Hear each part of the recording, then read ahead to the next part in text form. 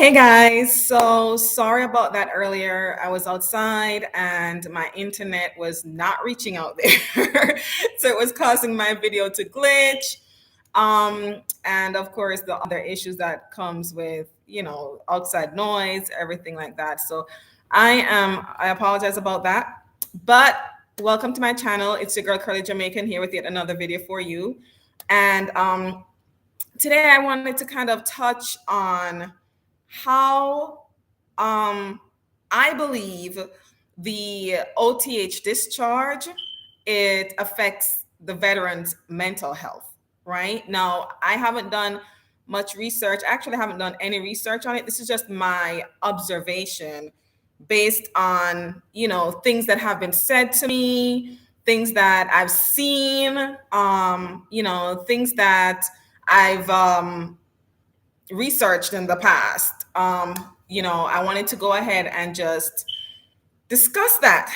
And I wanted to discuss it during a live. I don't usually get a lot of people to come on here, but I'm hoping that I can get a few veterans on here today with OTH Discharge so we could actually, get some feedback live. But, I'm always hopeful when that happens. If I do get people on here, that's great.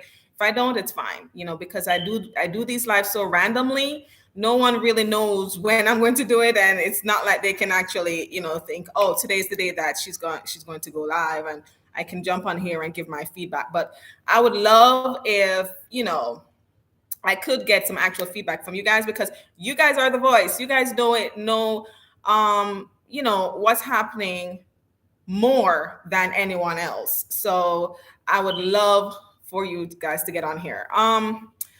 So I've been going through a lot myself. This is actually a tough year for me, and last year was also a tough year for me. And so I'm just trying my very best to keep it together. I am. I'm back in school. I restarted school. I'm trying to study as a paralegal. I am also working on more novels. I just dropped a novel the other day called My Chinese Rose. As you guys know, I do write romance novels under the pen name CC Miller. So if any of you guys read books or read novels, you can, just look me up on Amazon.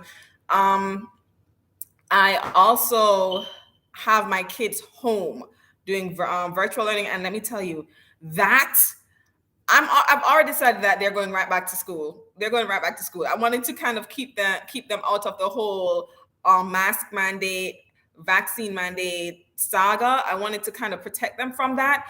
But I am so stressed out with the virtual learning because I have my own things to do, and they're here doing their schooling, and then they give so much more homework with the virtual learning. So it is kind of taking its toll on me. So I am like honestly, a little I'm a little kind of stretched, I'm a little stretched right now. And then I have other things going on that's just putting me in a very bad state of mind. So I just thought it was kind of appropriate to be talking about mental health today, because I know that veterans, they are more at risk, for mental health breakdowns, mental health crisis, because of the things that they go through when they are in the military, and sometimes the things that they go through when they come out of, when they're discharged from the military. So I just wanted to kind of talk about that today. And what inspired me to do it is yesterday someone left a video on my most recent military video. They left a comment, sorry, not a video. They left a comment on my most recent military video. And, he was saying, he's back. He actually applied, or he tried to get his discharge upgraded from an OTH, and they denied him, and he's right back to being depressed. And he doesn't usually ask for prayers, but he's asking us to pray for him. I am praying for you. And I'm like you, I don't usually ask for prayers. Even when I'm going through my darkest moments, I don't really ask people to pray for me. But sometimes you're in that hour, You're in that hour and you need someone to pray for you. So we're praying for you. Um, so let's talk about that. Let's talk about that. We know that these clinics and these facilities are set up for veterans with mental health problems, right? If they were traumatized while in the military. But what happens when they come out and it's actually getting used to the civilian world? That's the problem.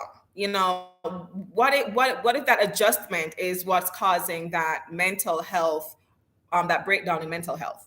You know, do the VA or the DoD, do they acknowledge those things? Um, and of course, I guess I have to do my research on that, but that's something worth discussing, right? And I wanted to discuss it in the sense of people with OTH actually trying to readjust to society when they are discharged with an OTH, and how this can affect their mental health. Um, so my friend, when he was discharged, his thing was to act like, okay, the military wasn't a part of his life, wasn't a significant part of his life. His thing was to just try to move on and try to forget that he was so traumatized by the military, right? And oftentimes that's kind of the approach of people. Okay, this happened. There's nothing I can do about it. I'm moving on. But it was something that stayed with him. Not talking about it didn't mean that it went away, or he would act like he didn't think about it, or he would act like it's not something that's plaguing his mind, but it was something that he thought about very often. And then it became even more depressing when he tried to get employment, and then that OTH discharge would pop up, and then that would be the reason he can't go further with the employment process. So then that would land him in another state of depression, right? And he would try to have a positive attitude toward that. But how can you have a positive attitude when it's not just something you're thinking about, it's also something that's really affecting the way you live. It's affecting your livelihood. So I wanted to say that I wanted to actually make the statement that an OTH discharge can lead to the mental breakdown of veterans. And I want the VA to acknowledge this. And I want them to realize that with their discharge, they're probably doing more harm than good. Now, I know a lot of people are going to come on here and they're going to say, you know that there has to be checks and balances. If you do things wrong in the military, you have to be accountable for it. You have to be held accountable for it. And this is just the checks and balances. You can't expect to do wrong things in the military and then not be punished for it. I get that. I 100% get that. You understand? Anywhere. It's just consequences that you have to face when you decide to go against policies, go against the law, things like that. When you want to break the law, there are just consequences that you have to face. And I'm not disputing that. When people come at me and they tell me, oh, if you're actually making excuses and you're enabling this mentality where, if you do something wrong, you're not going to, you shouldn't be punished and things like that. No, I'm not enabling that type of mentality. What I am proposing is this. With the OTH discharge, it is usually for minor infractions. Some of those infractions are not even things that are illegal outside of the military, right? They're not even things that are illegal outside of the military. What I suggest is, and what I think should happen is, okay, they've done something wrong while they were serving in the military. And it's not something that necessarily broke the law, but it's something that, went against a policy in the military, and it's enough to warrant an OTH discharge. I just don't believe that this should follow you into the civilian world. I don't think it should. I don't think it should be the reason you have an issue getting a job in the civilian world. I just think that is absurd. I think that this should just be relegated, or it should just be something that impacts your military status and your military benefits, and you probably will be discharged from the military. But I think that's where it ends, or that's where it should end. I think that if you get this OTH discharge, that should be sealed. It should not be public record. It should not be a record that a private company can access and determine if you are employable based on that. I don't think so. I think that because if you ended up getting an OTH discharge, you shouldn't be able to serve in the military again. And if you don't get benefits, or certain benefits, that's also understandable. Unless you upgrade your discharge, then you can get the benefits. And at that point, you can go to them and present a case like, okay, I received this OTH discharge undeservingly, and I shouldn't have been discharged the way I was.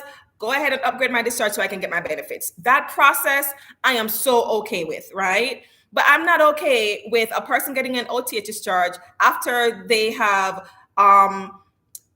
served in the military, they have done so much for their country, to come back, re-enter the civilian world, and then it's something that the public can access and determine that they're not, worthy of certain things because they have an OTH. No, I am 100% against that. 100%. I think that is ludicrous. It should just impact your military situation. It shouldn't impact your civilian situation. It should be separate. And this is something I think the DoD and the VA needs to look into, right? I absolutely think it's something that they need to look into.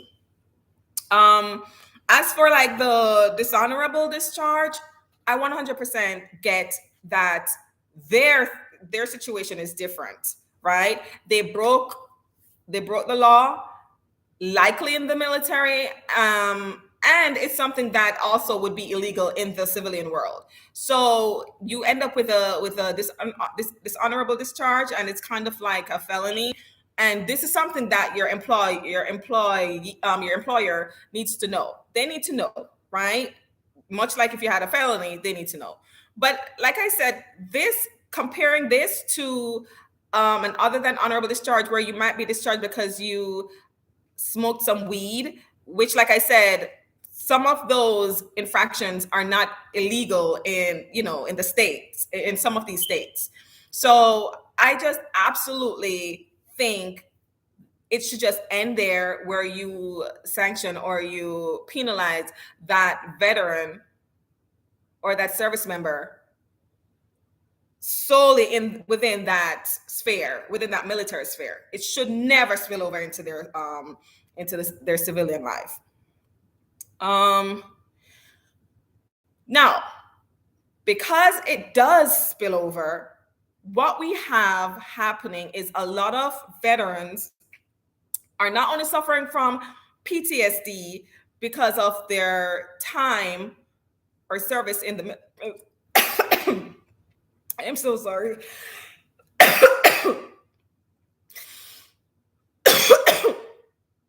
I apologize. I don't know where that came from. It was they were trying to get out. Anyway, but because of that, now you have a lot of people that are not only suffering from PTSD, but they're also suffering from depression caused from their OTH discharge impacting their civilian lives. So yes, they have this issue compounding their previous mental issue. And thank God now things have changed to where they can actually walk into a VA clinic or facility and get some help for their mental health crisis. But remember, there was a time that this wasn't even offered. There was a time when this wasn't even offered.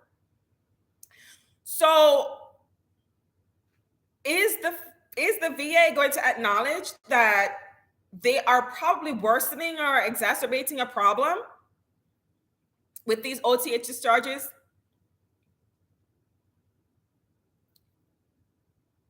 People are getting like depressed and possibly suicidal because it's hard for them to readjust with an OTH in the normal world, in society. It's difficult. I've seen it. I have seen it.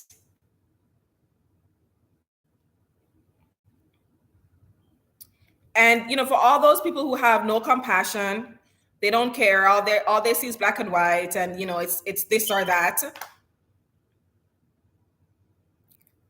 I'm pretty sure that's at some point in your life you've had to kind of ask for an exception in your case, right? You've asked for some compassion in your case. So I really don't want to hear from you all, the naysayers and the negative people. I don't want to hear from you guys talking about, well, that's what you get if you did something wrong in the military. You knew what you were getting yourself into. I don't want to hear that. I don't want to hear that. Yes, they did something wrong. They knew it was wrong. They did it anyway. Deal with it within that military sphere. Deal with it. This should not affect them in the civilian world. That is all I'm saying. That is all I'm saying. Deal with it there. Kick them out, take away their benefits, whatever. And then, of course, clearly, there's a little difficulty in order to even get your discharge upgraded. It's a little easier now, thank God, but there's still a little difficulty to get it upgraded. So that is the consequences of their actions, right? And they have to deal with that.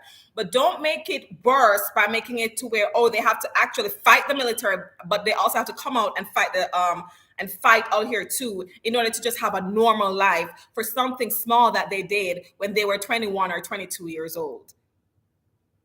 That makes no sense. And if you, Mr. or Mrs. whomever, high horse person, think that's okay, I pray to God you never ever go through a situation where you need someone to actually show you favor and mercy. I pray to God that you never go through a situation like that, because you wouldn't deserve it.